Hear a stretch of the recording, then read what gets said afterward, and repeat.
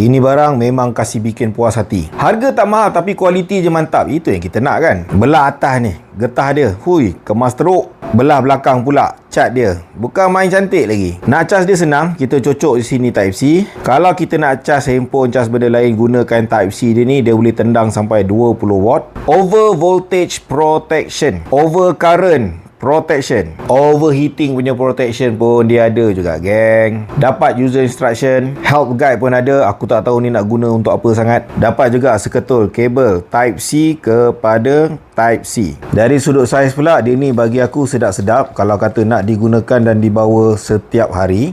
Kenapa pula aku start simpan balik benda ni dah bukan gunakan? Nak bagi kat siapa pun aku tak tahu sangat. Tapi tengoklah, bagi masa aku fikir-fikir kan. Kan pakai sendiri ada faedah. Nak bagi dekat orang tu dapat apa? Apa yang boleh dapat kalau bagi ke orang? Mungkin pakai sendiri je lah kot.